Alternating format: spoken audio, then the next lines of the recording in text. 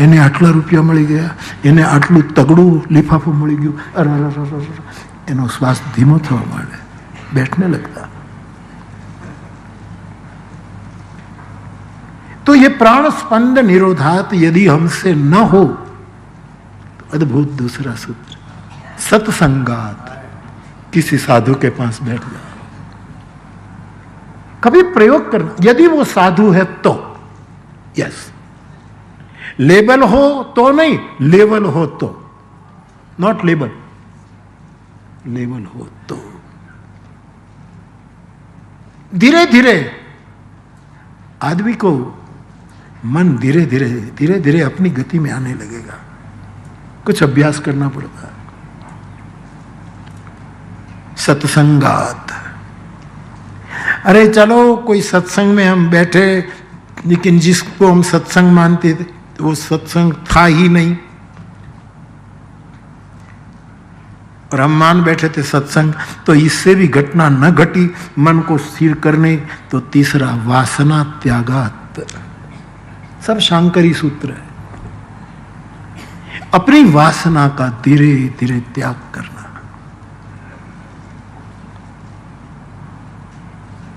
थोड़ा कठिन है, लेकिन विष्णु भगवान का प्रसंग चल रहा है, तो चौथा सूत्र के विष्णु चरण भक्ति योगात, भगवान विष्णु के चरण की भक्ति का योग बनाओ। इसी गीता में भक्ति योग है। भगवान विष्णु के चरण कमल का भक्ति योग, मनः स्ववेग जहाती, धीरे धीरे कम होगा, शनै शनै, धीरे धीरे धीरे।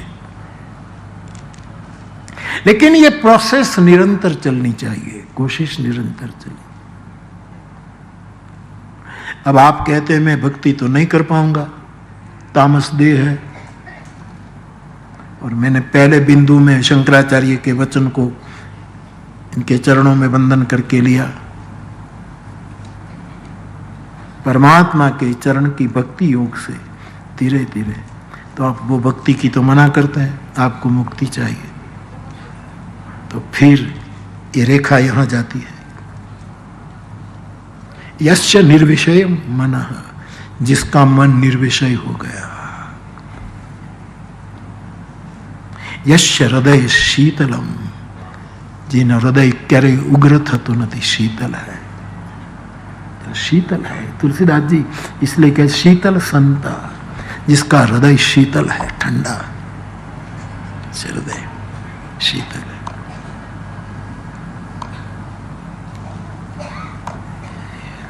ऐसा आदमी जिसके मन में अब कोई विषय नहीं बचा है और जिसका हृदय शीतल है,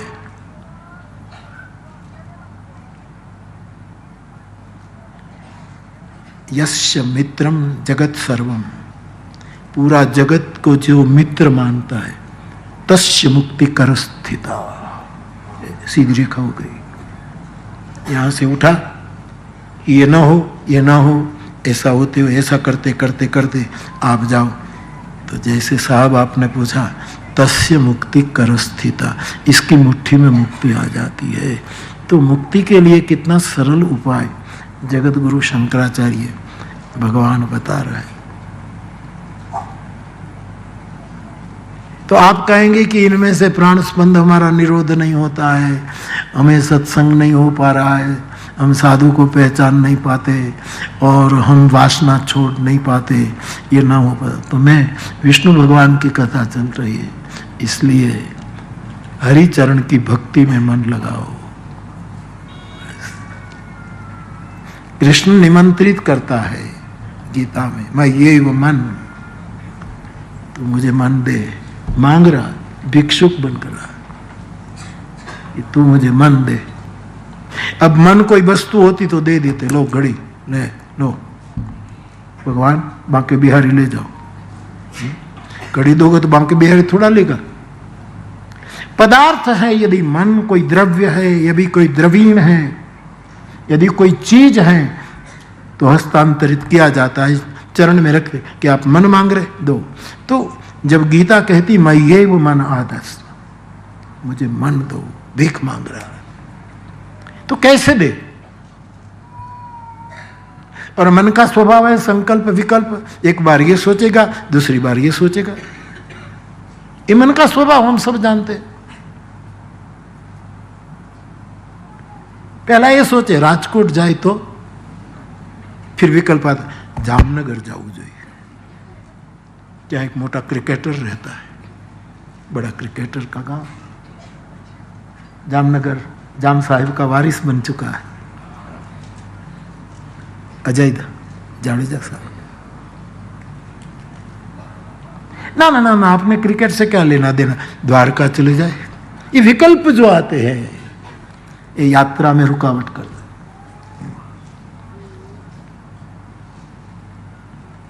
तो मन कैसे प्रभु में रखे, मैं बहुत कोशिश करूं कि आप तक पहुंचूं। मन ऐसा संकल्प करे कि आज सुबह उठकर मुझे इतना जप करना है, ये मन देने की पद्धति है। मुझे इतना ध्यान करना है, मुझे ठाकुर जी की मानसी सेवा करनी है। रत्ने कल्पित मासनम हिम जले, ये शंकर मानस पूजा है, मुझे ये करना है। लेकिन मन तो विकल्प करेगा, तो दूसरा विकल्प मत करना, मैंने इतनी पूजा की है, विकल्प ये करना अभी तक गोविंद क्यों नहीं आया, अभी तक कृष्ण क्यों नहीं। कृष्ण को छोड़कर मन को इधर उधर न जाने दे, ये मन देने की प्रक्रिया है।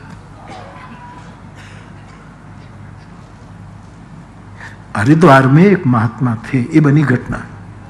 बाबा बहुत योगाभ्यासी थे।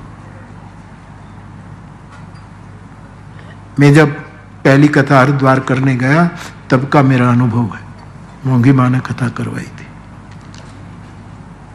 पहली बार गंगा का दर्शन किया, पहली बार गंगा को मैं स्नान किया।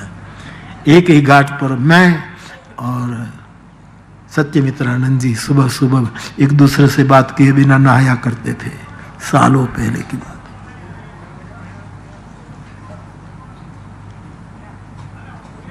तो एक महात्मा वहां बैठते योगाभ्यास करता था और स्मरण करता था, ध्यान करता था, करीब करीब ब्रह्म में बहुत लगता था। एक दिन बाबा ऐसा हुआ कि एक भैंस ने पीछे से सिंग मारा महात्मा। ये बनी घटना। तट पर बैठे थे और खबर नहीं भैंस क्या थी, आई। उसने ऐसे भैंस अपने स्वभाव से इतना मत आया तो मार, और भैंस पर इतने गुस्से हो गए, वो बहुत गुस्से हो गए। फिर योगा ध्यान जब तक छोड़ दिया। भैंस का कोई भैंस को खरीदो ना प्रचार करने निकल गई हरिद्वार छोड़कर। ये बनी घटना है। खबरदार जो कोई भैंस को खरीदता है और भैंस का जो दूध पिएगा उसको तो फला नाम का नरक मिलेगा। भैंस को घर में रखो मत, रखो मत। इतना प्रचार शुरू कर दिया। कुछ पंडित लोग मिले, महाराज ठीक है गाय रखनी चाहिए, लेकिन हम जानते हैं कर्मकांडी है, अमुक प्रकार के श्राद्ध में भैंस का दूध का उपयोग होता है, उसको मना कैसे करो? ये कर्मकांड का नियम है। अमुक श्राद्ध में यस, उसमें गोदूध नहीं, भैंस का दूध।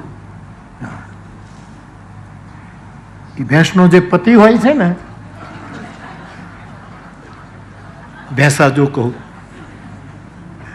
वो कृपा करने लगता है कि तुमने भैंस का दूध से मेरा श्राद्ध किया, चल मेरी पीठ पर बैठ जा, तुझे पहुंचा दूं। इसलिए भैंस का दूध बताया अमुक श्राद्ध में।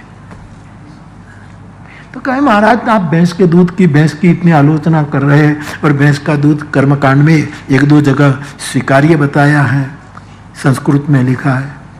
अब ये पंडितों का जवाब तो ये दे नहीं सकता था क्योंकि संस्कृत पढ़ा नहीं था। पंडित जी होते तो दो टुक कह देते, पढ़ा। साहब साधना छोड़ी, हरिद्वार छोड़ा, काशी चले गए संस्कृत पढ़ने के लिए कि संस्कृत पढ़ूं और इन लोगों के साथ शास्त्रार्थ करके मैं दो टुक जवाब दूं। साहब योगाभ्यास चला गया, जब चला गया तप चला गया, स्मरण चला गया, आंसू ने विदा ली और केवल भैंस ही दिखने लगी। इसका मतलब है मन प्रभु को छोड़कर कब दूसरे विषय में चला जाए, इसके लिए संकल्प भी हरि का और विकल्प भी हरि का। मैं पूजा कृष्ण की करूं और 2 घंटा पूजा की, मुझे आनंद क्यों नहीं? तो विकल्प ही, अभी मेरे कृष्ण मुझे आंसू क्यों नहीं दे रहा है? अभी विकल्प भी कृष्ण करे, कृष्ण का ही करे, ऐसे दिया जाता है मन। हमें क्या कि कोई गाली दे तो हम थोड़े संकल्प थोड़ा करेंगे कि हमें कोई गालियां दे। और यदि कोई गाली दे भी तो तुरंत विकल्प उठेगा, मैं 2 की 4 दूंगा। मदन मोहन मालवीय जी अब तो भारत रत्न है, महापुरुष अद्भुत। उसके पास एक आदमी गया, उसने कहा कि मालवीय जी आप मुझे 100 गालियां दो,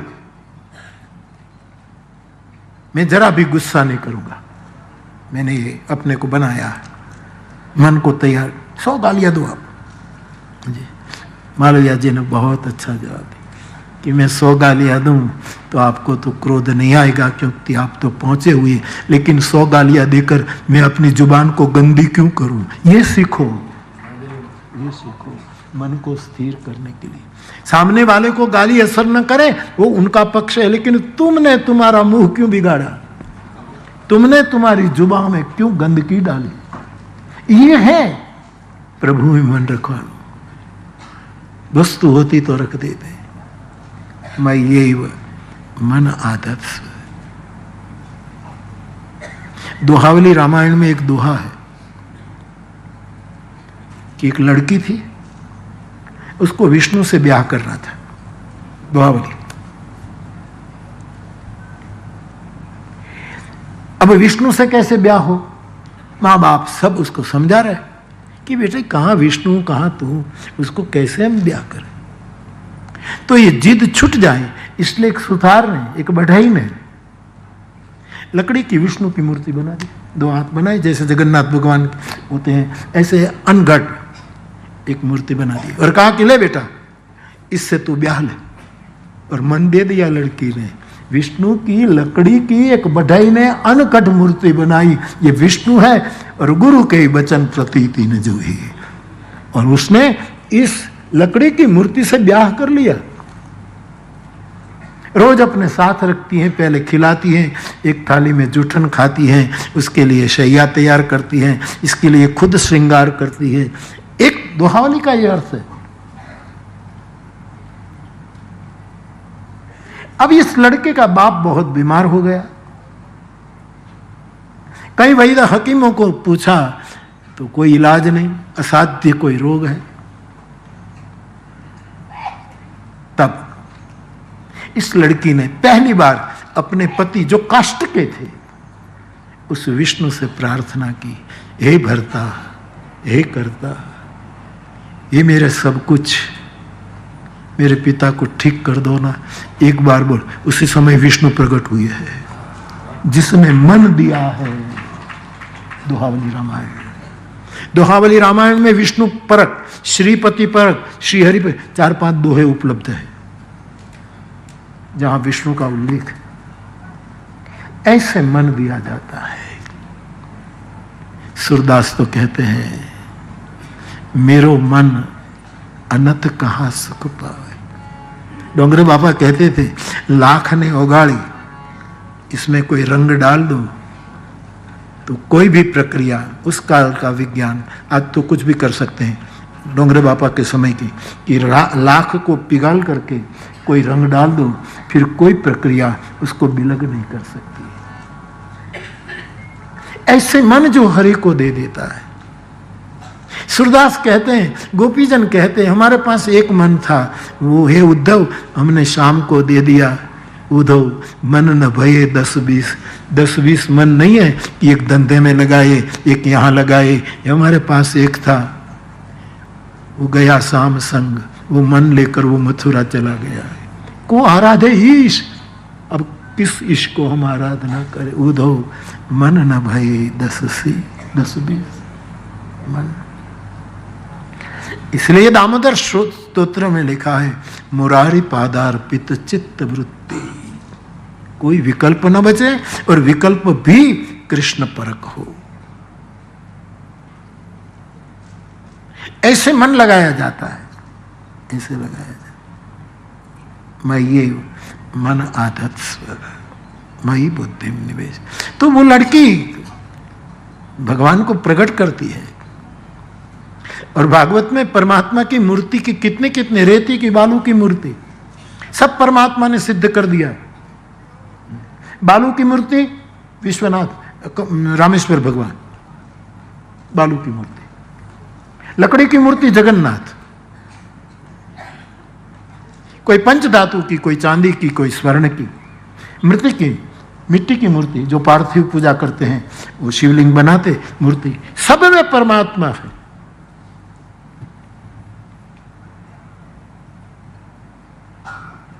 इसी मूर्तियों का वर्णन है। लकड़ी के खंभ से परमात्मा प्रकट हुआ, नृसिंह वहां से प्रकट हुआ। या तो विष्णु प्रकट होता है या वैष्णव प्रकट होता है। पत्थर की शिला से वैष्णव बनकर अहल्या प्रकट हो गई। ये पत्थर की थी, क्योंकि इन लोगों ने मन प्रभु को जानते अजानते में दे दिया है। मालविया जी का जवाब बहुत अच्छा है कि तुम्हें तो कोई असर ना हो, लेकिन मैं मेरी जुबान को क्यों गंदी करूं, मैं क्यों करूं। छोटी छोटी बातें हैं मेरे श्रोता भाई बहन, यदि स्वीकार का मंत्र करके स्वीकार लो तो जिंदगी में प्रसन्नता बहुत। कथा दरमियान तो प्रसन्नता रहेगी, लेकिन उसके बाद प्रसन्नता भंग न हो, इसलिए कुछ बातें, छोटी छोटी बातें हैं। और ऐसे नहीं, अनुभव की बातें हैं, अनुभव की बातें।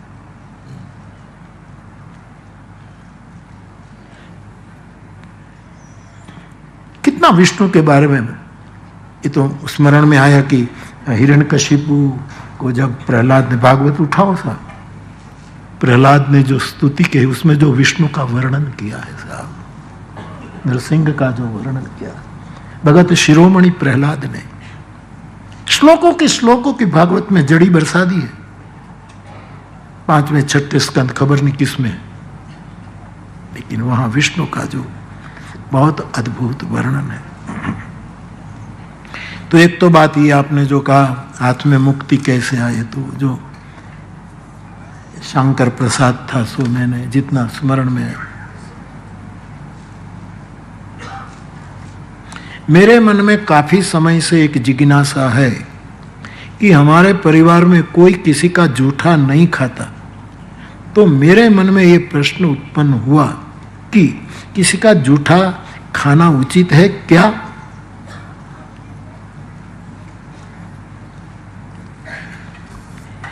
अब ये अच्छा है कि जूठा नहीं खाना, अच्छा शिष्टाचार है, लेकिन एक छूट है, प्रिय का जूठा खाया जाता है, जो प्रिय हो उसका, जिससे हमारा प्यार हो। माँ बच्चे का जूठा खा लेंगे, बच्चा क्योंकि प्रेम है। वहां जूठन, तुलसीदास जी ने कहा जूठन के अधिकारी, हे भगवान, तुलसीदास प्रभु द्वार खड़ा है, जूठन के अधिकारी। राम लक्ष्मण चारों भाई भोजन कर रहे हैं, गुजराती थाल है, भोजन कर रहे हैं। जानकी जी, किशोरी जी परोस रही है। और हमारे वैष्णव मार्गी परंपरा में किसी का भंडारा हो तो यही थाल गाया जाता है, उसकी झलक दिखा दो।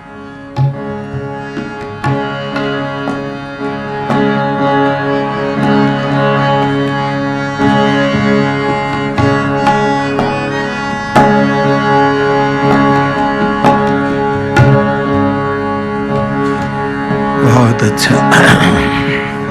अब देखिए ना, हमारे रीते गोतू बेटा,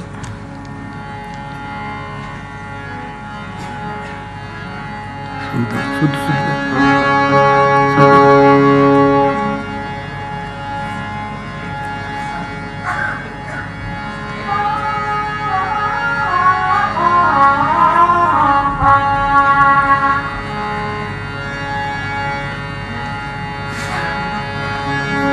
કઈ વાંધો નહીં. થાળનો હજી સમય ક્યાં થયો? તો 12 વાગે હોય ને જમવાનું, તો અત્યારે ક્યાં સમય થયો?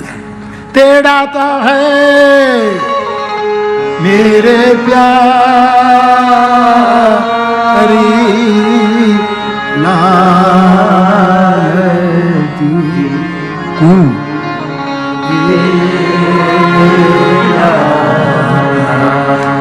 है मेरे प्यार ए जी तेड़ाता है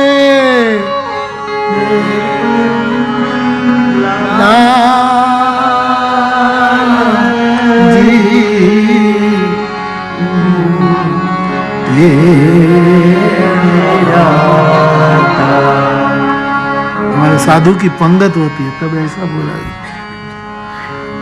जात भात भात का धेरा रे आथनी आए जी भात भात एमा आदू लींबू ने रस केरी लाल जी हम परमात्मा को हम तेड़ू भेजिए, आमंत्रण आपिए, जम्मा आओ, हमने सब तैयार किया. खाजा खुरमा तत पे जलेबी ए जी खाजा खुरमा અને તાજી જલેબી સાહેબ, તત પીળા રંગની જલેબી, તત પે જલેબી નો રસપૂરી લાલજી તેરા मेरे प्यार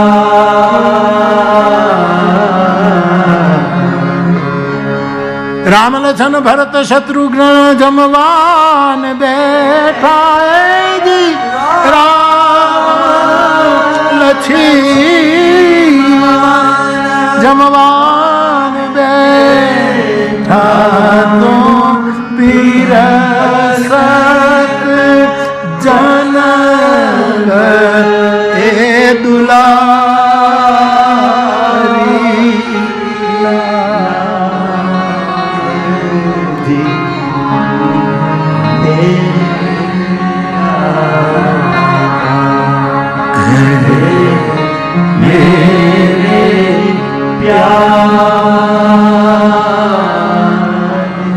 लंबा है, इसमें लिखा है तुलसीदास प्रभु द्वारे खड़ा है,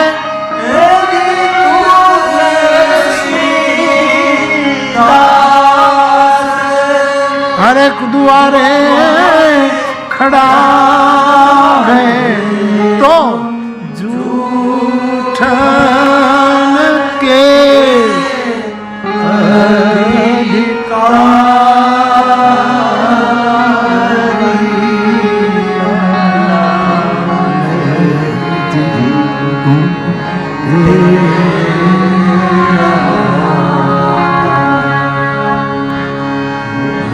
तो झूठा प्रेम में लिया जाता है. ये हमारे पूज्य हैं इसलिए झूठा नहीं, हमारे प्रेमी हैं तो कोई भी झूठा प्रेम में छूट है. बाकी आपके घर में कोई किसी का झूठा नहीं खाता तो अच्छा है, इसका मतलब यह है कि आप घर में कोई किसी को प्रेम नहीं करता. ना तो आधी बोतल पी करके नहीं दे देते जल पानी कुछ को, इसका कोई मैं ये नहीं कहता, लेकिन प्रेम में ये छूट है. तुलसीदास को जूठन दीजिए, तुलसीदास जी लिखते हैं मुझे जूठन दो, मुझे तुम्हारा. बाकी कोई ये कहीं हम बधाने पेलू करવું ठीक नहीं. आपका फ्लावर मार्गदर्शन हो गया.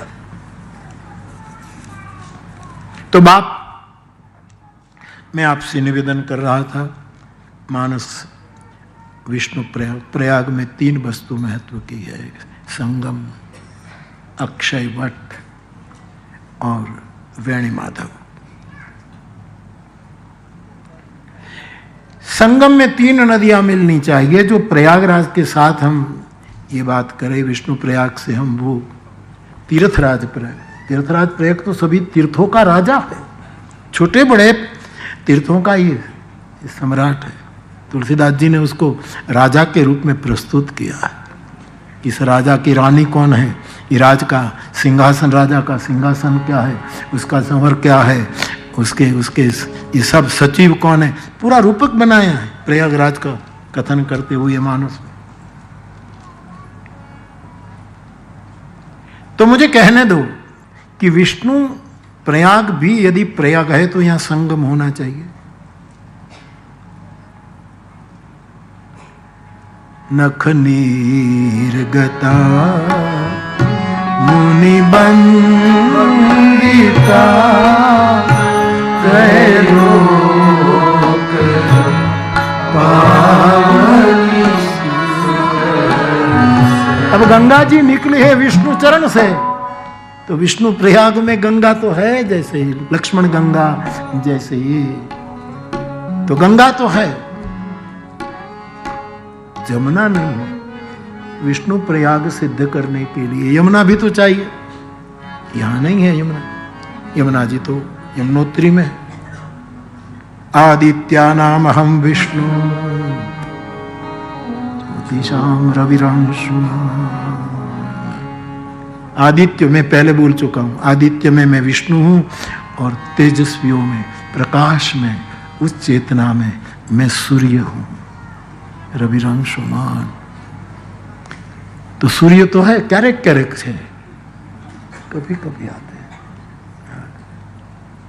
ये तड़का वालों एम विचारे से तू पूरू कर पछी जोई लो, अभी तो तेरी लाज रख लूंगा लेकिन उसके बाद देखना। तो सूर्य तो है, और जहां सूर्य होगा वहां सूर्य पुत्री यमुना हो गई।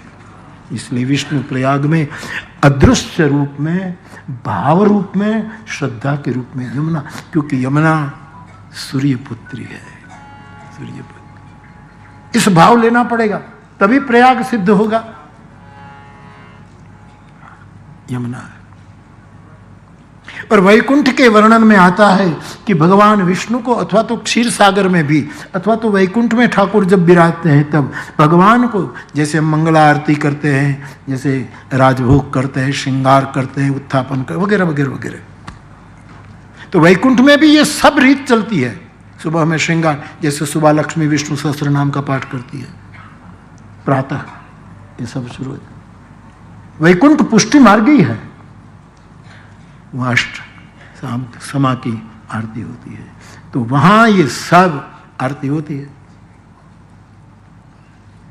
तो वहां आया है कि भगवान को सब जगाया जाता है, तब 2 व्यक्ति वीणा बजाती है। श्रीनाथ जी में जाओ, पर्दा खुले, इससे पहला जो हवेली कीर्तन होता, उस दिन हवेली कीर्तन बहन जी ने अच्छा सुनाया था। हाँ, अच्छा, बिल्कुल सुंदर उसने सुनाया था हवेली संगीत। तो 2 व्यक्ति वहां वीणा वादन करते हैं। वैकुंठ को जब विष्णु को, उसमें एक है नारद और एक है सरस्वती। सरस्वती अपनी वीणा और नारद अपनी वीणा लेकर ठाकुर जी को जगा रहे। इससे सिद्ध होता है जहां विष्णु प्रयाग है वहां सरस्वती भी है। ये है संगम। अक्षय वट है, जहां प्रयाग हो वहां अक्षय वट हो। और मेरे गोस्वामी जी अक्षय वट का अर्थ निकालते हैं। पंडित जी कौन सा अर्थ? वाह, खुश रहो, वाह वाह, खुश रहो, वाह। देखो पंडित उसको क्या 2 टूक जवाब देते, सही जवाब। आप 5000 रुपये तक पहुंचे हैं, सही जवाब। बने रहो, खेल में बने रहो आप, बने रहो। आगे का प्रश्न आपका आएगा तो दुगुना हो जाएगा, और यदि आप निकलना चाहें तो इतना लेकर निकल सकते हैं। कौन बनेगा करोड़पति?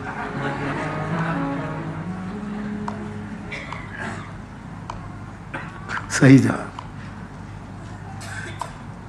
आशावरी करके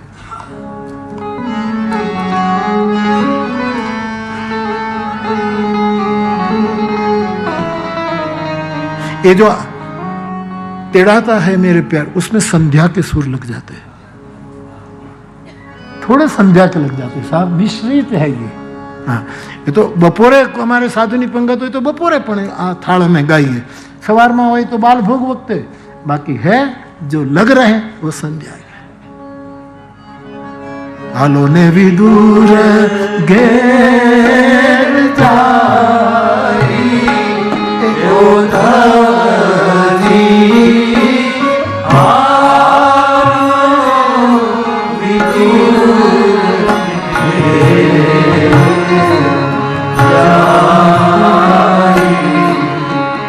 बंटीन लोट लोट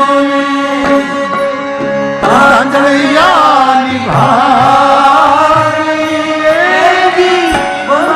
बंटीन लोट आने तांजलिया निभाएगी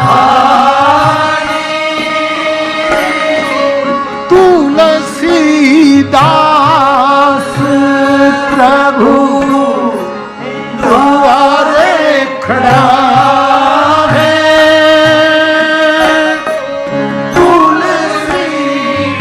तुलसीदास प्राणे तांजलिया निभाएगी, रुचि रुचि भोग ये उद्धव जी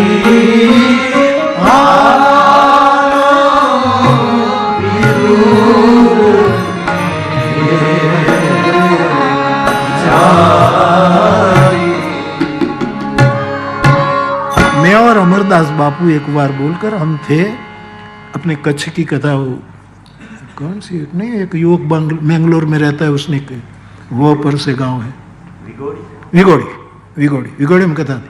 नारायण स्वामी थे, लाल बापू थे, गिरनारी बापू थे, ભારતી બાપુ હતા અને અમરદાસ બાપુ હતા.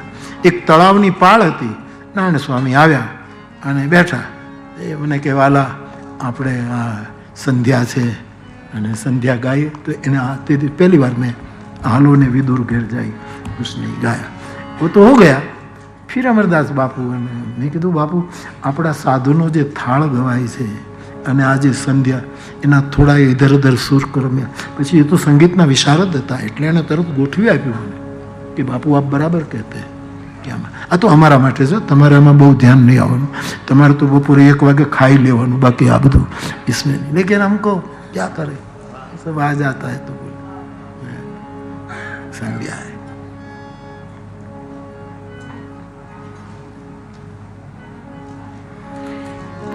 सदगुरुदेवनी आरती आरती करो मारा हरि गुरु संत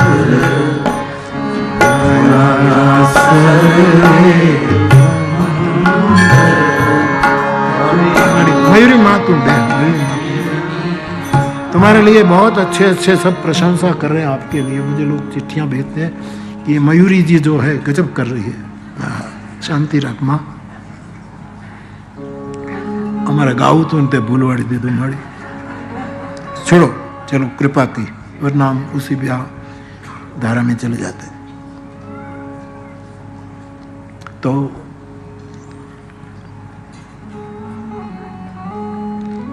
परम विष्णु भगवान श्री कृष्ण की विभूति सूर्य है, और सूर्य जहां है वहां यमुना है. इसलिए गंगा तो है विष्णुपाद, फिर सूर्य है तो यमुना आ गई, और सरस्वती वैकुंठ में विष्णु को जगाते समय जे मंगला के समय पद गाए जा, इसमें 2 वीणा वादक खड़े हैं, एक नारद और दूसरे शारदा. इसलिए सरस्वती पिया, ये है संगम विष्णु प्रयाग का. અને હવે પંડિતજીએ ને જો ચોપાઈ કીધી है,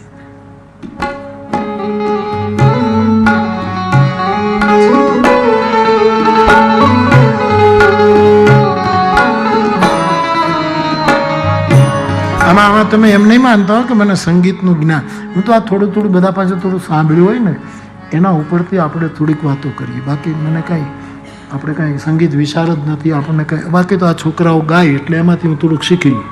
સારું જ્યાંથી મળે એનું લઈ લેવું જોઈએ આદમી. બાકી તો આપણે પણ સાંભળ્યા છે હારા હારા ને સાહેબ, એમાં કોઈ બેમત નહીં. હા, દિગ્ગજો કો સુનાઈ, અમને દિગ્ગજો કો સુના. હા, એવું છે.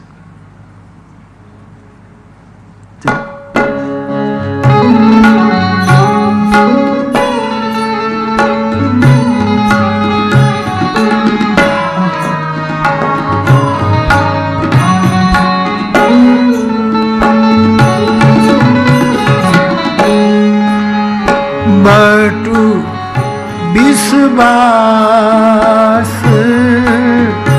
अचल नीज धर तीरथ राज समाज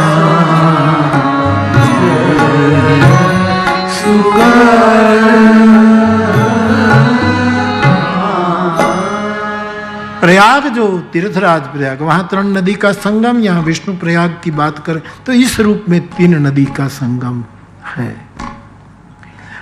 और वहां अक्षयवट है. हम सब जाते हैं, परिक्रमा करते हैं, दर्शन करते हैं. यहां कौन सा अक्षयवट है? गुरु कृपा से इस पंक्ति का मैं अचल शब्द पकड़ रहा हूं. बटु विश्वास अचल. ये जितने पहाड़ अचल बनकर खड़े हैं वही यहाँ के अक्षयवट है, अचल है. और निज धर्म पहाड़ का निज धर्म क्या कि हमें हिला नहीं जाता हमसे, हमें अचल अटल. इसलिए अचल शब्द हमेशा स्थिर वाचक पदार्थ को, हिमाचल, हिम अचल है, नीलाचल अचल. तो मैं तो इस जो पहाड़ है, तो अटल विश्वास ये अक्षयवट है. यहां ये पहाड़ जो स्थिरता है, जो अचल है, उसको विश्वास. और तीर्थराज समाज सुकर्मा, प्रयाग में तो बहुत से तीर्थराज छोटे बड़े, यहाँ ये है, यहाँ ये है, यहाँ भी तो ये है, यहाँ पांडव ने तपस्या की, यहाँ पांडुकेश्वर है, यहाँ फला है, यहाँ ये है, यहाँ लक्ष्मण जी आए थे, यहाँ राम आए थे, यहाँ किसी ने श्राद्ध किया था. ये सब समाज सुकर्मा छोटे बड़े तीर्थ जो लग जाते हैं वो ये अक्षयवट है. और आप कहेंगे कि अक्षयवट तो एक है, पहाड़ तो बहुत है, आप यहां से वहां संगति कैसे कर देते? सब हम मान ले क्या? मुझे डांटो कि आप जो कहें मान ले, बोले जा रहे हो. विश्वास भी छोटे बड़े होते हैं. कभी किसी की नजर पर विश्वास होता है, कभी किसी के चरणों में विश्वास होता है, कभी गुरु के वचन पर विश्वास होता है, कभी शास्त्र पर विचार होता है, विश्वास. अनेक जगह हमारा विश्वास. इनमें सबसे श्रेष्ठ विश्वास भरोसो दृढ़ इन चरण निकेरो. अलग अलग विश्वास. तो ये छोटे बड़े पहाड़ है, ये मेरी आंखों में, आपको मानने की जरूरत नहीं. हाँ, और मुझे कोई इति सिद्ध करके सफलता प्राप्त नहीं करनी, लेकिन ये सब अक्षयवट है, सब अक्षय है.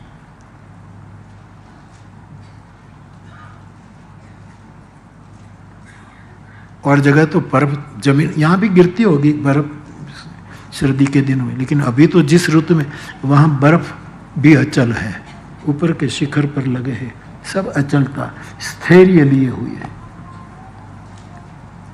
तो ये है विष्णु प्रयाग का दूसरा अंग. और तीसरा माधव सरिस मीत हितकारी, पूजे ही माधव पद जल जाता, परसी अक्षयवट हर्षित गाता. माधव कौन है यहां? विष्णु प्रयाग में तीसरा तो होना चाहिए माधव. तो भगवान के 1000 नाम में माधव नाम भी प्रभु का है. तुलसीदास जी ने तो उठाया विनय पत्रिका में, माधव मोह पास के छूटे, मेरा मोह कैसे. तो माधव विष्णु का नाम है. तो इस रूप में माधव भी आ गए. इसलिए जहाँ प्रयाग हो वहाँ संगम, वहाँ अक्षय वट, वहाँ माधव। तो ये विष्णु प्रयाग में भी इस रूप में कुछ बातें संकेतों में सुनाई जाती हैं, समझाई जाती, कुछ दृष्टांत देकर समझाई जाती हैं, कुछ सूत्रों में समझाई जाती हैं, कुछ प्रैक्टिकल करके समझाई जाती है। समझाने के लिए बहुत सी विधाएं भारतीय वक्ताओं के लिए उपलब्ध है। और जन्मजात जो वक्ता होता है उसमें स्वयंभू होती, समय पर आ जाती है। यूनान आदि जहाँ कैसे बोलना चाहिए, ये शब्द आए तो ये हाथ उठा करना, ये आए तो ये करना, थोड़ी धीमी आवाज़ करना, ये सब यूनान की पद्धति में वक्ताओं का वक्तव्य सीखा जाना। यहाँ जब वक्तव्य सीख कर ही बोले हैं, व्यास अंदर से लेकर बोले, सुखदेव अंदर से लेकर बोले, तुलसीदास जी अंदर से लेकर, लेकिन उसकी एक है प्रोसेस है अवश्य। अपने अपने अपने कौन वो चले गए, हाँ बेटा, हाँ धीरू बाबा ना, ये क्लासेस चलाते थे, अच्छा सिखाते थे कि कैसे वक्ताओं को कैसे बोलना, बहुत काम किया। अपनी कथाकार सम्मेलन में भी आए तो वक्ताओं को वो सिखा रहे थे कि देखो भाई, जो दूसरों का देखकर जो वक्ता बनने की तीव्रता में थे उसको समझा रहे कि देखो ऐसा आए तो ऐसी आवाज होनी चाहिए, ऐसा करना चाहिए। हाँ गमे ત્યારે આમથી આમ હાથ ન કરે।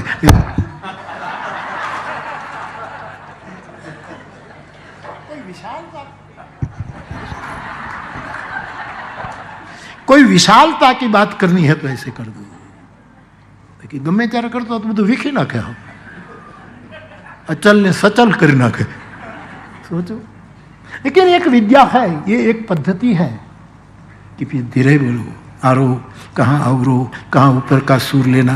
वक्तव्य में भी ऊपर का सुर लिया जाता है, ये सिखाया जाता है, ये ट्रेनिंग है। धीरू भाई ने बहुत काम किया, बहुत काम किया,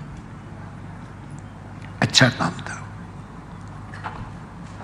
लेकिन भारत में ये विद्या महापुरुषों में स्वयंभू आई, स्वयंभू। कृष्ण गीता बोला हो तो तब क्या उसकी एक्शन होगी बताओ, उसकी बॉडी लैंग्वेज क्या होगी जब ये आदमी गीता कहता होगा तब। बागडोर छोड़ दी होगी घोड़ों की, रथी यहां बैठा है उसके गतिर भरता प्रभु साक्षी निवास शरणम सुरत प्रभव प्रलय स्थानम निधानम विजम अव्ययम, ऐसे सिखाता होगा। हाथ की एक्शन ऐसी मधुर होती होगी, और आखिर में तो बिल्कुल गुम गया होगा। अर्जुन सर्वधर्मान परित्यज्य मामेकं शरणं अहं त्वा सर्व पापेभ्यो मोक्षयिष्यामि मा शुचः। ऐसा क्या होगा?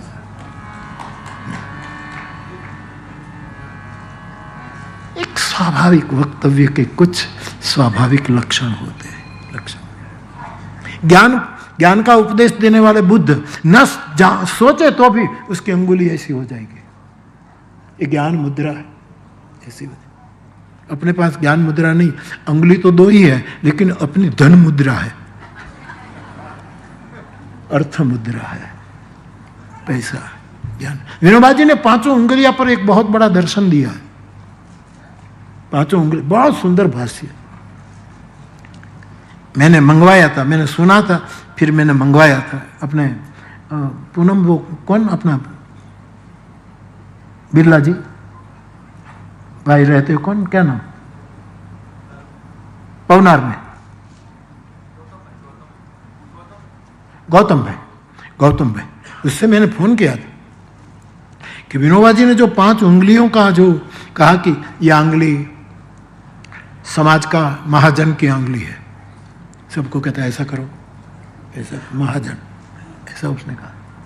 ये ज्ञान अंगुली है, और गांव में सबको सिखाता है ये करो ये करो, ये नहीं, लेकिन अपनी ऊंचाई होते हुए भी कभी दिखावा न करे, ये सबसे ऊंची उंगली है, साधु पुरुष है ये। और फिर उसकी कोई व्याख्या की, और फिर तर्जनी की भी व्याख्या की, फिर अंगूठे की व्याख्या की, और फिर मुट्ठी लगा दो और ये हो गया ब्रह्म। ऐसा विनोबा जी का एक भाष्य है। तो वक्तव्य की एक अपनी वो होती है।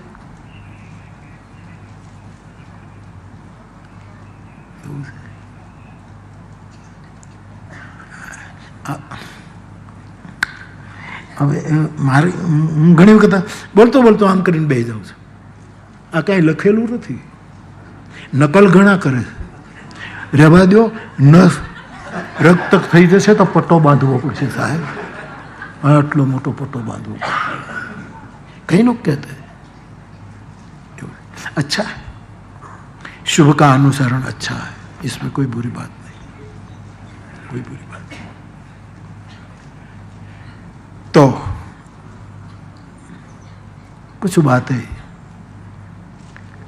इस रूप में प्रस्तुत की जाती है, कोई सूत्र के रूप में, कोई दृष्टांत के रूप में, लौकिक दृष्टांत के रूप में, इतिहास के रूप में, हर प्रकार से. तो ये त्रिवेणी जो यहाँ मैं कह रहा हूँ प्रयाग, वो इसी रूप में मैं आप तक पहुँचना चाहता हूँ कि यहाँ माधव ये है, यहाँ अक्षय ये है, यहाँ संगम ये है.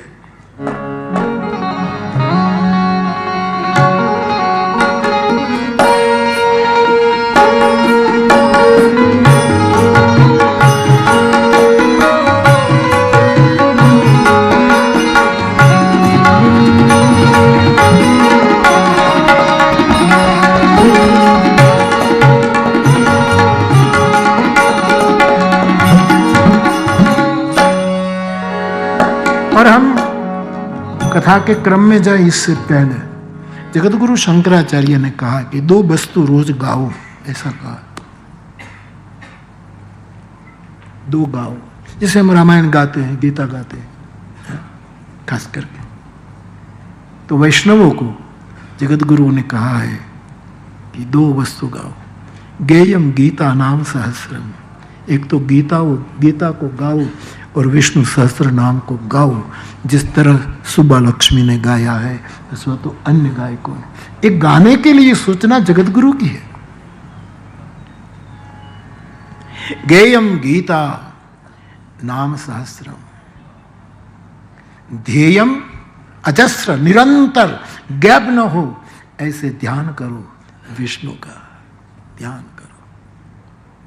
देयम दीन जनाय च वित्तम, अपना मन परमात्मा को दो, और तुम्हारे पास सामर्थ्य, भगवान ने पैसा दिया है, सामर्थ्य. तो शंकराचार्य के कोई दीन जना, जो कोई जरूरतमंद है उसको दो. कितनी सुंदर बातें बताई है. उसके बाद भज गोविंदम, भज गोविंदम. पहले गीता गाओ, सहस्त्र नाम का गायन करो, उसका ध्यान करो, मन सज्जनों में लगा दो, चित्त सज्जनों में लगा दो, और जिसको जरूरत है उसको कुछ दो, उसको तुम्हारे धन का वितरण करो. उसके बाद भज गोविंदम, खाली भज गोविंदम गाया करो. कोई ने कहा आपू नहीं, ત્યારે ગીતા ગાવી નહીં, વિષ્ણુ સહસ્ત્ર નામ લેવા નહીં, અને મન કવિ સજ્જનોમાં લગાવવું નહીં. તો ખાલી ભજ ગોવિંદ તો ખાલી ગાવાનું જ રહેશે સાહેબ. ગાવાથી પેટ ભરાય નહીં, ખાવાથી પેટ ભરાય.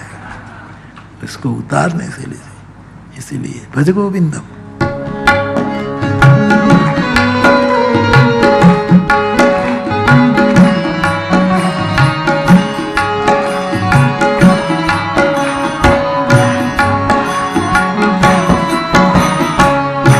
भज गोविंदम, भज गोविंदम, भज गोविंदम, मूढ़मते. भज गोविंदम, भज गोविंदम, भज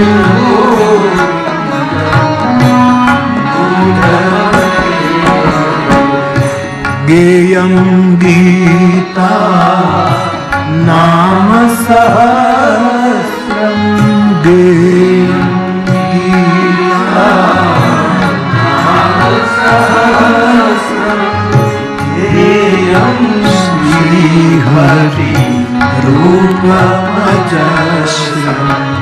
गेयम श्री